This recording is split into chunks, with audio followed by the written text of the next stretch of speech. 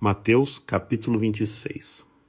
Quando Jesus acabou de dizer todas essas coisas, ele disse aos seus discípulos: Como vocês sabem, a festa da Páscoa começa em 2 dias e o Filho do Homem será entregue para ser crucificado. Ao mesmo tempo, os líderes dos sacerdotes e os líderes do povo estavam reunidos na residência de Caifás, o sumo sacerdote, para planejar como prender Jesus sem que o povo soubesse e matá-lo.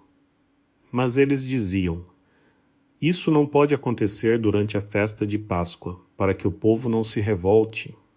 Enquanto isso, Jesus voltou para Betânia e estava na casa de Simão, o leproso. E enquanto ele estava comendo, uma mulher entrou com um frasco de alabastro cheio de perfume muito caro e o derramou sobre a cabeça dele. Os discípulos ficaram indignados quando viram isso e disseram: Por que este desperdício? Pois este perfume podia ser vendido por um preço alto e o dinheiro dado aos pobres.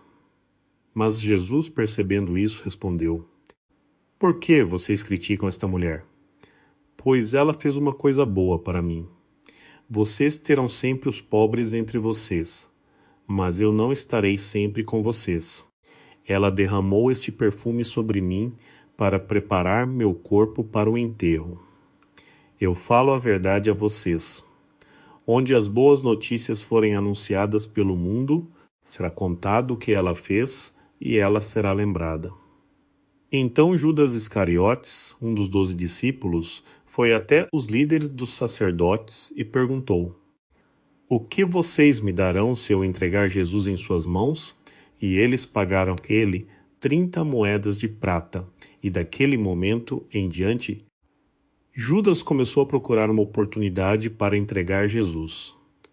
No primeiro dia da festa dos pães sem fermento, os discípulos vieram a Jesus e perguntaram: Onde você quer que nós preparemos o jantar da Páscoa para você? Ele responde: Procurem certo homem e digam a ele: O mestre diz: O meu tempo chegou. Eu e os meus discípulos vamos comer o jantar da Páscoa em sua casa. Então os discípulos fizeram como Jesus lhes disse, e preparou o jantar da Páscoa ali. Quando anoiteceu, Jesus se sentou à mesa com os 12 discípulos, e enquanto eles estavam comendo, ele disse: Eu falo a verdade a vocês. Um de vocês vai me trair. Eles ficaram muito tristes e começaram a perguntar um por um: Senhor, sou eu? Ele respondeu: Aquele que tem molhado pão comigo do mesmo prato me trairá.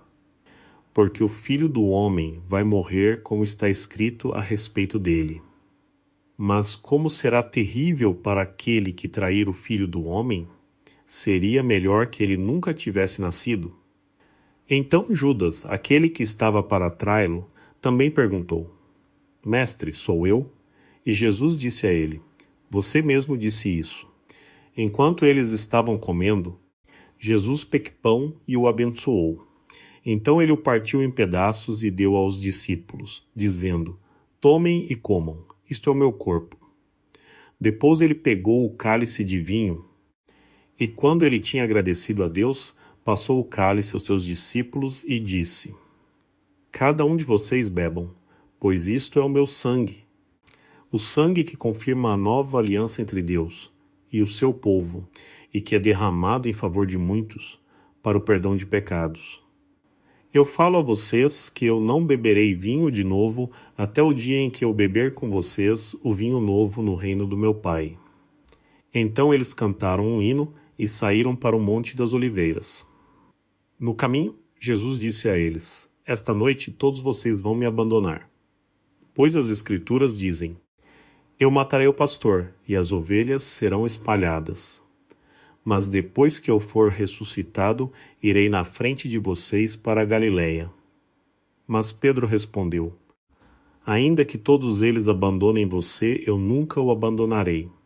Mas Jesus disse a ele: Eu falo a verdade a você. Nesta mesma noite, antes que o galo cante, você me negará 3 vezes. Mas Pedro disse a ele: Mesmo que eu tenha de morrer contigo, nunca te negarei. E todos os outros discípulos falaram a mesma coisa. Então Jesus e seus discípulos foram para um lugar chamado de Getsêmani, e Jesus falou aos seus discípulos: Sentem-se aqui enquanto eu vou ali orar. E levando com ele Pedro e os 2 filhos de Zebedeu, Tiago e João, começou a sentir-se triste e muito angustiado. Então ele disse a eles: Minha alma está profundamente triste, até o ponto de morrer. Fiquem aqui e vigiem comigo. E ele foi um pouco mais na frente, caiu prostrado com o rosto em terra, dizendo: Meu pai, se for possível, afasta de mim este cálice. Porém, não seja como eu quero, mas como você quer. E ele voltou para os discípulos e os encontrou dormindo. E ele disse a Pedro: Você não pode vigiar comigo nem por 1 hora. Vigiem e orem para que vocês não caiam em tentação, pois o espírito verdadeiramente está pronto, mas a carne é fraca. Então, pela 2ª vez, Jesus os deixou e orou: Meu pai, se este cálice não pode ser afastado de mim sem que eu o beba, então que seja feita a sua vontade. E de novo ele voltou, e encontrou os discípulos dormindo, pois eles não conseguiam manter os olhos abertos. Então, deixando eles de novo, saiu e orou pela 3ª vez, dizendo as mesmas palavras. Então ele voltou aos discípulos e disse a eles: Durmam e descansem mais tarde. Olhem, a hora chegou e o Filho do Homem está sendo traído e entregue nas mãos dos pecadores. Levantem-se e vamos embora. Olhem, aí vem aquele que está me traindo. Enquanto Jesus ainda estava falando, Judas, um dos 12 discípulos, chegou com uma multidão armada, com espadas e paus. Eles foram enviados pelos líderes dos sacerdotes e os líderes do povo. O traidor tinha combinado um sinal com eles, dizendo: Aquele que eu cumprimentar com um beijo é ele. Prendam-no. E ele logo aproximou-se de Jesus e disse: Bom te ver, mestre. E o beijou no rosto. E Jesus disse a ele: Meu amigo, faça o que você veio a fazer. Então eles pegaram Jesus e o prenderam. Mas um dos homens que estavam com Jesus tirou uma espada e cortou fora a orelha do servo do sumo sacerdote. Então Jesus disse a ele: Guarde sua espada, pois todos que usam espada morrerão pela espada. Você acha que eu não posso pedir a meu Pai e ele me enviar mais de 12 legiões de anjos? Mas, se eu fizer isso, como é que vai se cumprir o que as Escrituras dizem que deve acontecer? Naquela mesma hora, Jesus disse à multidão: Eu sou um criminoso tão perigoso que vocês precisam vir armados com espadas e pedaços de pau para me prender? Por que vocês não me prenderam no templo? Eu estava lá ensinando todos os dias, mas tudo isso aconteceu para cumprir as palavras dos profetas registradas nas Escrituras. Então todos os discípulos o abandonaram e fugiram. Então as pessoas que tinham prendido Jesus o levaram até a casa de Caifás, o sumo sacerdote, onde os professores da lei e os líderes do povo estavam reunidos.